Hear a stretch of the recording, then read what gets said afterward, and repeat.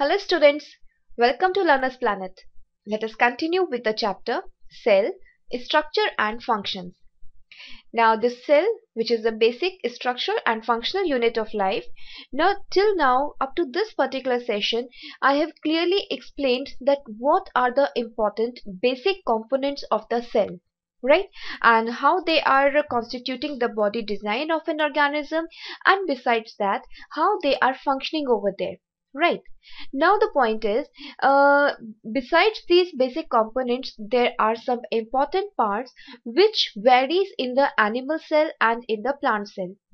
Of course, there are the differences between the prokaryotic and the eukaryotic cell, but besides that, additionally, there is the difference between the plant cell as well as the animal cell. And all these things we have studied till previous session, that is session number 7. Fine. Now, in today's session, I'm going to give you an idea about the various other organelles or the components which are present additionally in the eukaryotic cell, whether it is a plant cell or it is an animal cell.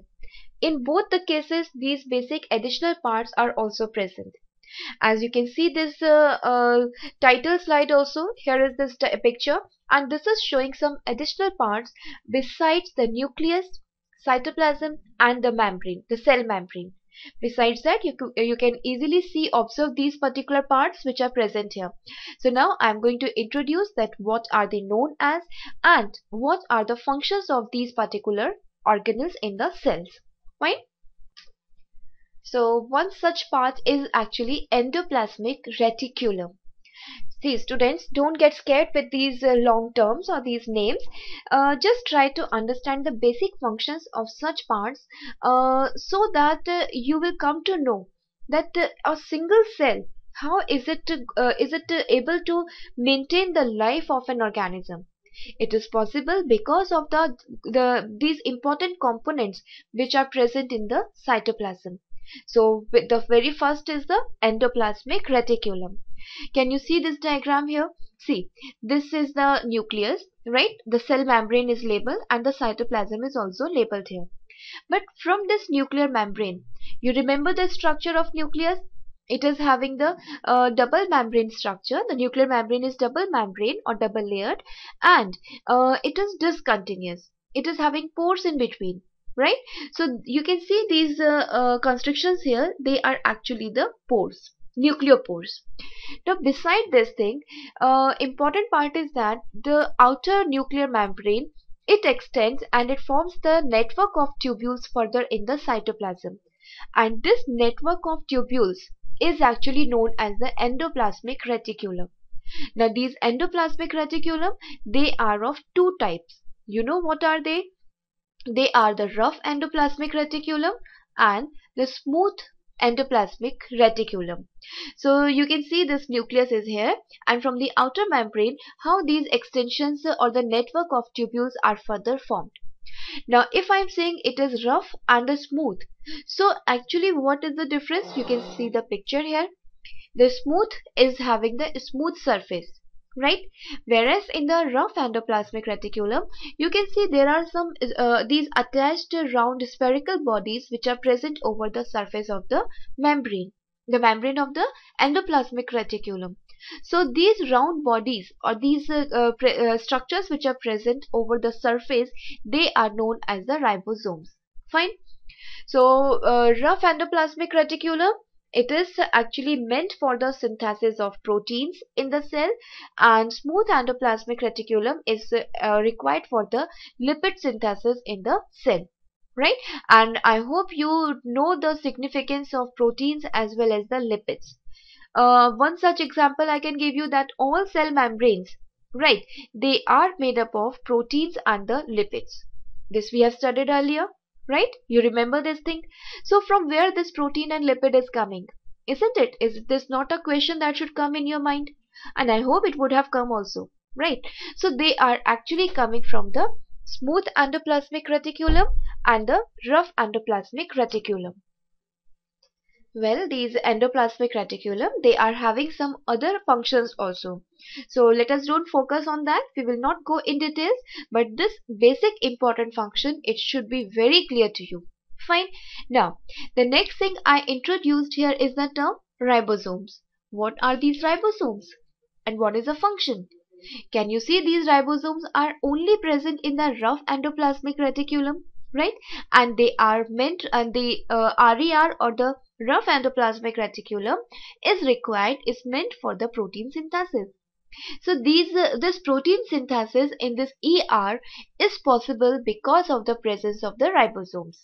So let me show you the structure of the ribosomes and the function is exact function of the ribosome now.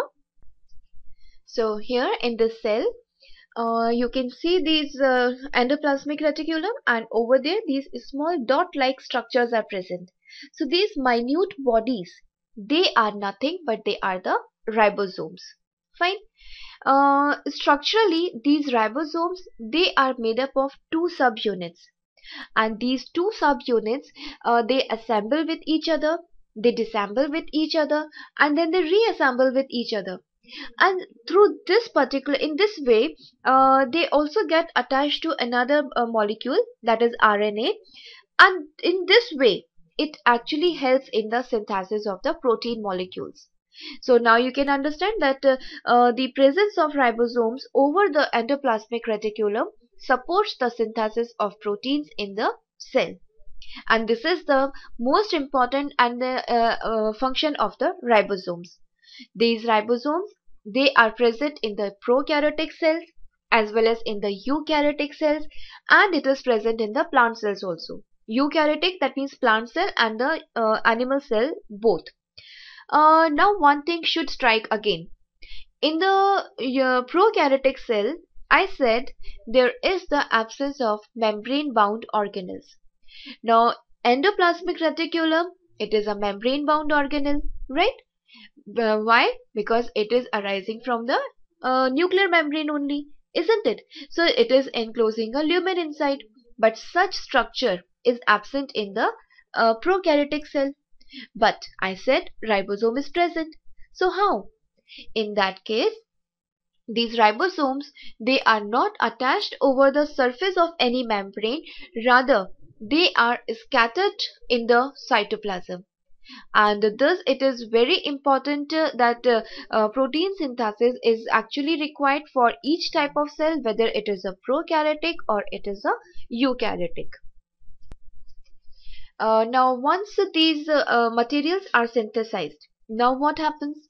They have to be transported to different sites, right? They have to be modified according to the site where it has to function, isn't it? So the next part of the cell is performing the same function. So let us see the next slide and it will be more clear. So this next part is the Golgi body.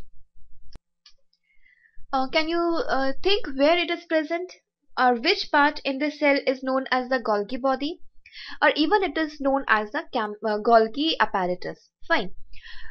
You can see these stacks of tubular structure located above the nucleus with some round vesicle or round structures here.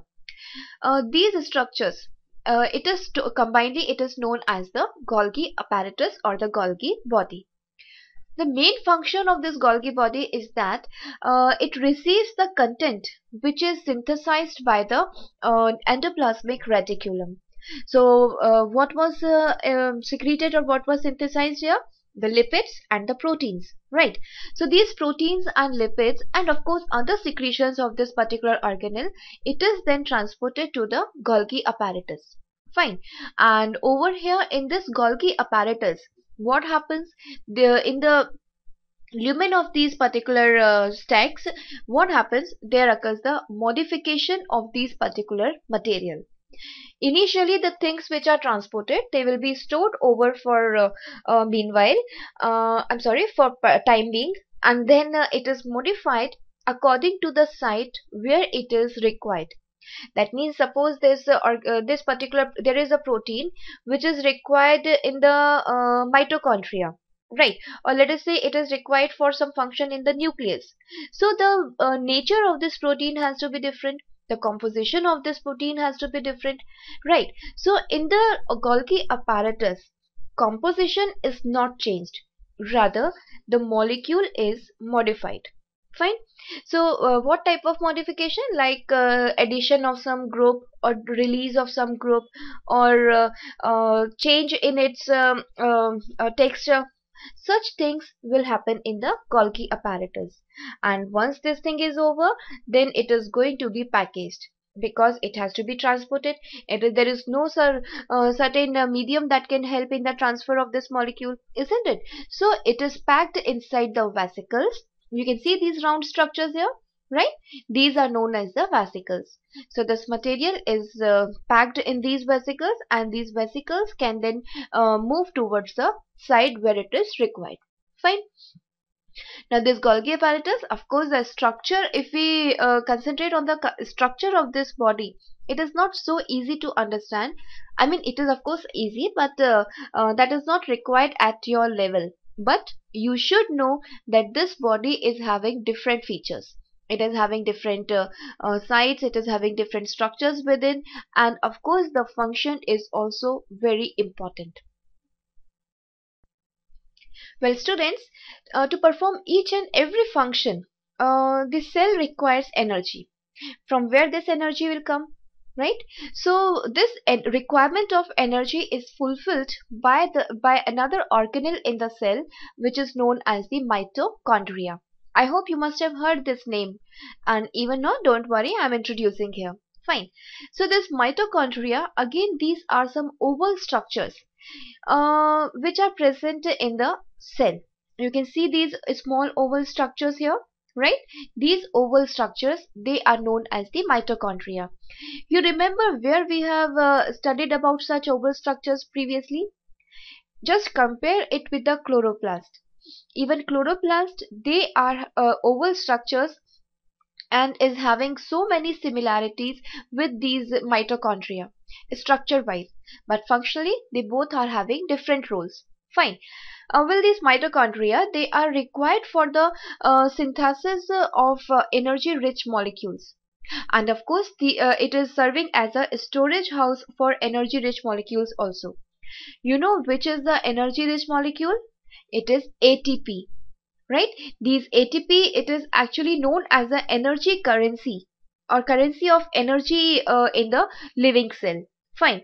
So these mitochondria, they are double membrane structures, and they are having the specific enzymes which can help in the oxidation of food material. Fine. And when this oxidation of food material occurs, that means glucose, it is a food material, right? It is completely oxidized to carbon dioxide and water.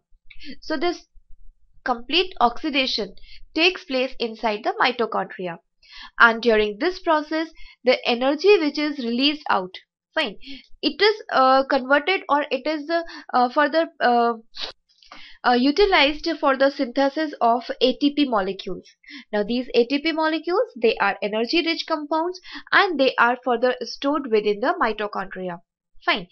Now when the cell requires any energy for any particular function or the reaction, these ATP molecules, they are transported and they are broken down, so that the energy which is stored in these molecules, it will be released out and will be utilized for the particular reaction.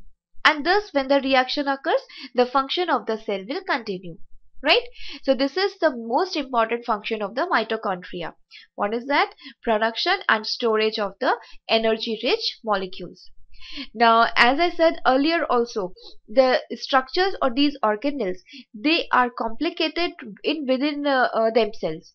That means it is not merely a membrane or a simple structure, but rather it is having the important enzymes, important parts within themselves, and all those things together are actually contributing in the function of that particular organelle. Fine. So the type of components which are present in these particular structures, they are of course different. Now again, as I said, it is a membrane bound organelle, so definitely it is absent in prokaryotic cells, but it is present in the eukaryotic cell. Fine. So in prokaryotic cell, how this energy production or synthesis of energy rich molecule will take place? Because this organelle is not there. So is it so that these cells do not require any energy? No, it is not so.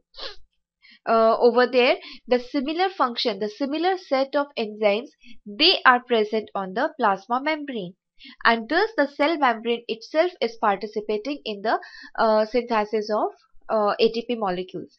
So don't get confused if I am using the word cell membrane at one side and the plasma membrane on the other hand. So what cell membrane here means is the plasma membrane only, because in prokaryotic cells the other membrane bound organelles are absent. Fine. Now the next organelle that we have to study is the lysosomes. These lysosomes, they are also known as the suicide bags. Fine. Why is this so? I will of course explain it to you, but before that, just to see that which structure in this cell is known as the lysosome. So can you see this round structure present here in the cytoplasm? This small spherical unit is known as the lysosome. Fine. These lysosomes, again, it is a membrane bound organelle.